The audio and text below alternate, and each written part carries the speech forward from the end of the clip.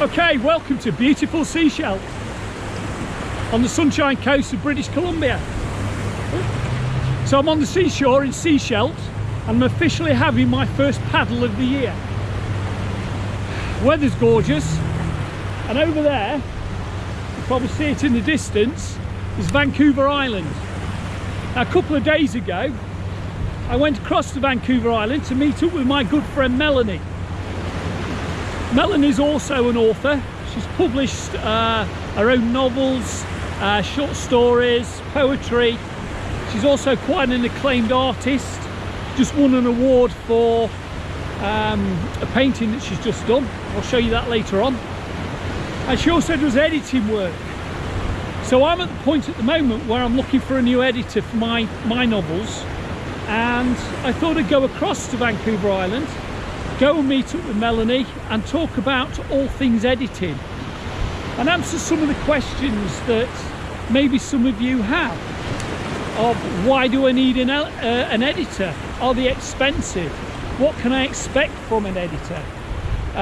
How do I connect with an editor, and what kind of questions do I ask? You know, what's important to you as an author if along the line that you decide to use the services of an editor. So let's go across to Vancouver Island. Let's go and meet Melanie.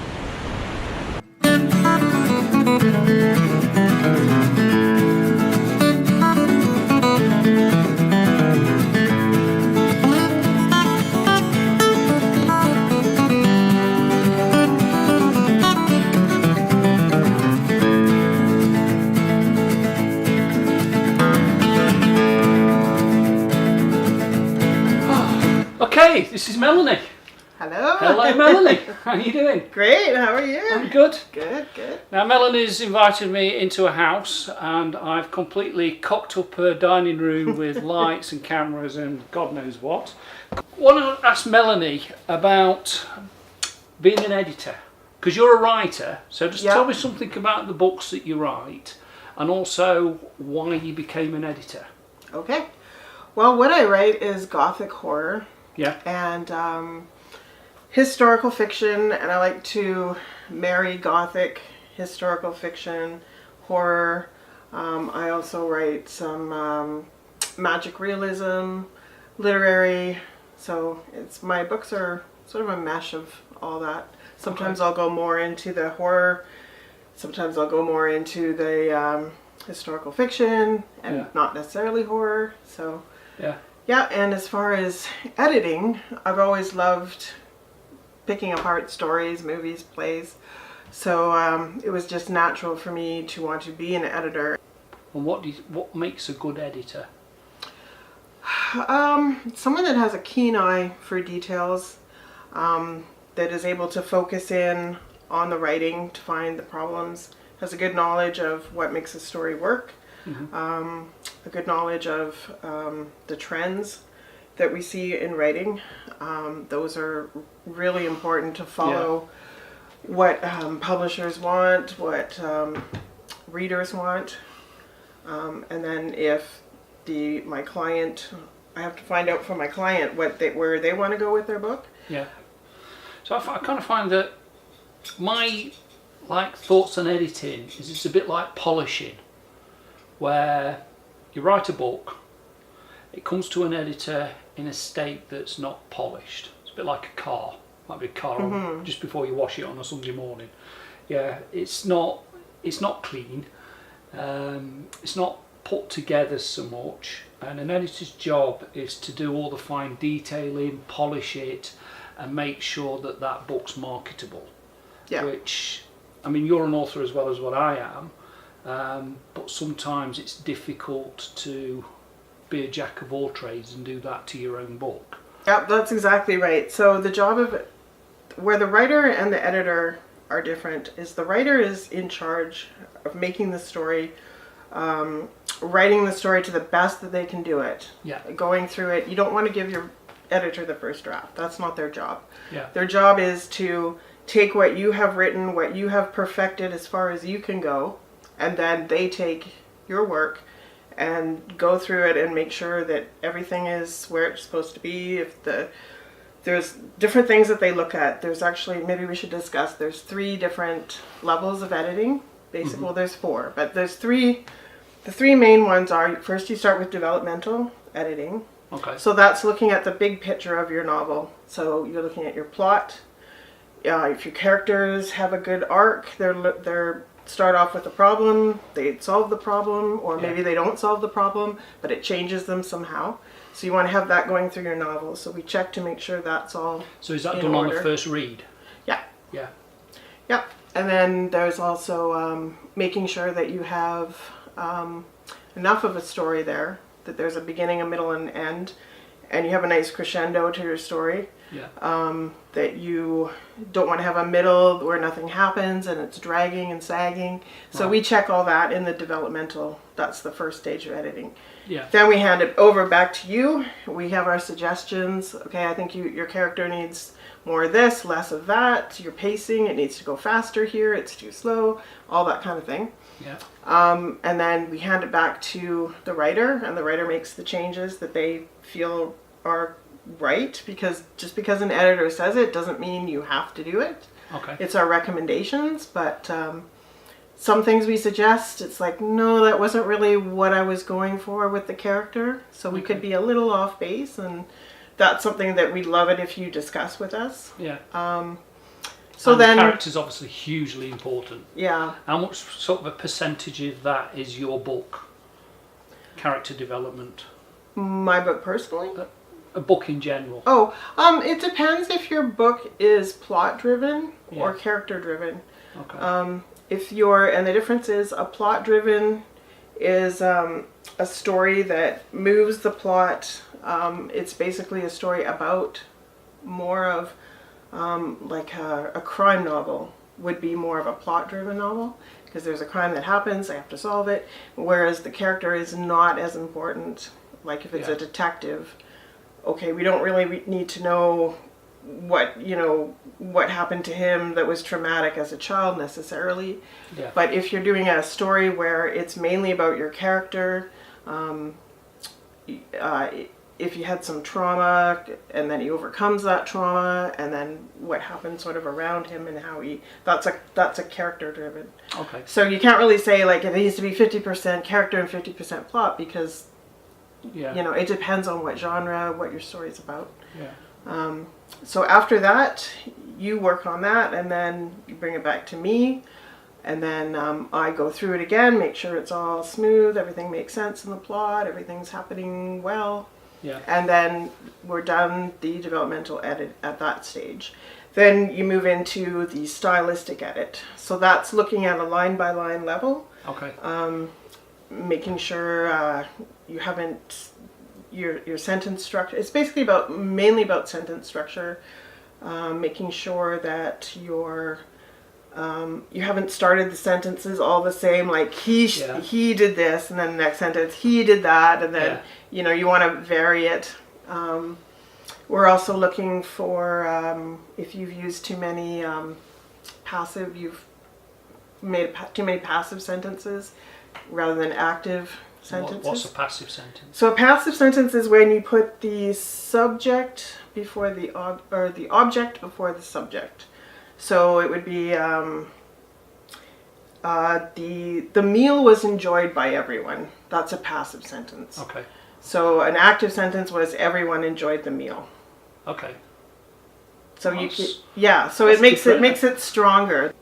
Also with stylistic editing, we would remove certain sentences. Like if the story was too bulky in one, you had a paragraph where it was just too descriptive and you were trying to move action forward. Okay. And you got so we would suggest, take this out, make this shorter. Yeah.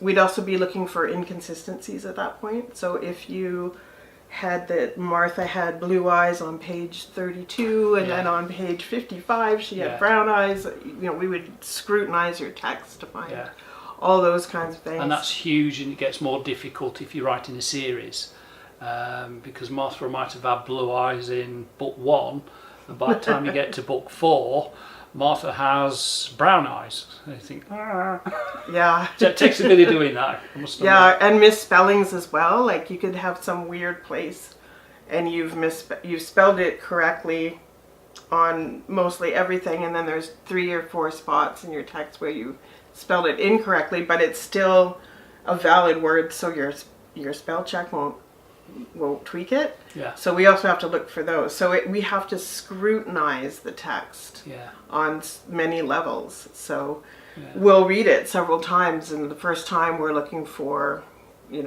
X amount, like say we're looking for passive sentences and we're looking for too many like stale sentence structure. Yeah. So then on another pass we might be looking for all the spelling. I know for me, I wrote my book in Canadian English, but I went with an American publisher, so then we had to weed out all the Canadian spellings to the American spellings. Right. You can do that with search, but sometimes it doesn't always work, because if you have a small word inside a large word, it'll change that word, so you don't really and want there's to even do differences that. between Canadian and US. Yeah. Right. Because I know, obviously being English, writing, there's a heck of a lot between Canadian and English. It's still tomato kind of thing. Mm-hmm. And there's strange sayings that can vary. Like there was one that my friend pointed out, call in sick to work. Some people say call in sick to work, and some people say call in sick from work. Yeah. So it's like you have to kind of know, like, who is your audience, and is that gonna be weird to them if you use the wrong one? Because we have a lot of regional stuff as well. It's like chuck to sickie. So you threw a sickie, i.e. you threw a sick day in. Oh. Yeah, but you chuck a sickie. But that's kind of a regional thing from where I'm from. I would not know what that meant. Yeah. So, okay, so after stylistic edits, then comes the copy edits. So then you're looking for capitalization, spelling variations, punctuation, all that. And then that's usually done invisibly. Yeah. So the writer, because usually we do track changes. Yeah. So everything that's that we highlight is in red, so you can see it. But in copy edits, we usually do that so you don't see it, because otherwise there's a little, crossing out a comma, like you never see that for you to approve it. Yeah. So it's that at that point it's sort of like a trust thing. Right. And then also, so then the final edit is proofreading, and that isn't done until your book is all laid out in the print copy. Okay. And then that's just a final eyeball to make sure, like, you haven't had a paragraph that shifted over or some weird word got added in when it shouldn't have. Right. So that's all done after it's all been formatted. And I know that format, when you get to publishing, it's the most awkward ones is when you've got an extra space. Yeah. And they're really hard to find because there's usually millions of them in a manuscript. Yeah. Yeah. And that's, again, that will come up when you get a published document. You kind of see it because it's next word isn't where it should be, basically. Mm-hmm. And it can be really hard if you have the right justified. Yeah. Because then it does the space, like it kind of spaces out words weird so that all the last letter is in a row. Yeah. So then it's really hard to see if it's 2 letters or not. Right. Or 2 spaces rather. Yeah. Yeah. So I suppose it's difficult if your characters, say your character's English, but they're in America. Is there a trade-off then? And your audience is going to be American. Is there then a trade-off, or do you kind of meet somewhere in the middle? That's a really good question. I actually went through that. I did 2 British characters. One is a Victorian and one is more modern day from 1990. Yeah. And I wrote them very British, but then I found a publisher in the US. Yeah. So some of the things we had to cut out because a US audience wouldn't know what that meant. Yeah. Because there's some weird colloquialisms. Yeah. Well, I shouldn't say weird. Unique. Unique. Yeah. Yes. So there's a heck of a lot to editing. Yeah. Yeah. It's not just spelling mistakes and commas and all the rest of it. Mm-hmm. Yeah. I use an editor personally, and I hope to be putting some business your way with editing. I find it that one thing that stuck out to me is when I'd finished, what was the first novel? Night Stairs, and I got to that last part of the novel, and you put that final full stop in, and you send it off to your editor, what comes back is kind of totally different. It's not different insofar as they've changed all your words and everything's different. It's the same plot, same story, same characters, same everything, but everything's tight and pristine and put together, polished, and you can see this arc that goes up, flows through your story, and you get a finished product where you can, as I say, you can send it to your publisher, put it on Kindle, whatever platform that you're using, and rest assured that number one, it's money well spent, because I think it's totally money well spent, and number two, that you've got a product out there that is as good as what it possibly can be. Mm-hmm. Yeah. Yep. And another thing about, because I've approached it from two angles. I've been the writer that got edited, and I've been the editor to edit someone else's work. And what I find is someone can always find an editor. You can think you've got the best, you've the most tightest, you've spent hours and days and weeks and months, and you've got this thing and it's perfect. And then an editor will come along and they'll be able to like make it so much better. And that is because you are too close to your work to really see it. Yes. So I've seen this time and time again with myself. Yeah. And I've edited people's stuff that they're fantastic writers, but I can tweak it, and that's because they're just too close to see it. Now, you're also an artist. Mm-hmm. You've just painted a picture that's won a prize, which is, was it a waffle or something? Yep. A waffle. It's a big 24 by 48 inch painting.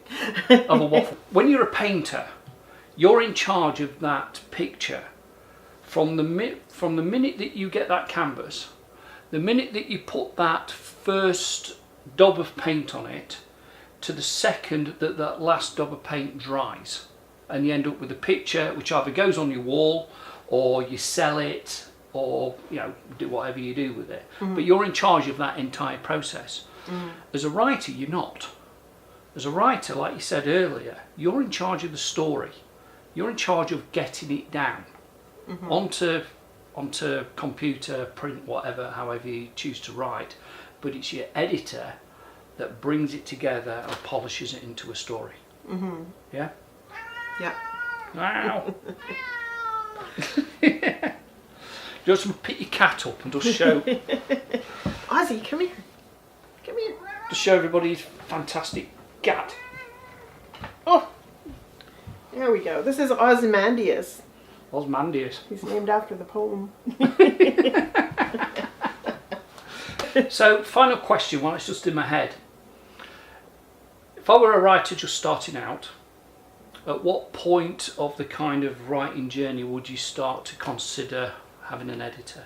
Yeah. You never want to send your editor the first draft. Right. So you want to give it your best shot, go over it a few times. It's great if you can join a critique group. Yeah. Because they will help you a bit. Beta readers are good to have. Yeah. So after you've put it through, you've finished it as best you can, you've let a few other people read it and give feedback, then bring it to an editor. Okay, I'll give that a go. I've got another 2 books to write. I might know what I'm doing. Great. Yay!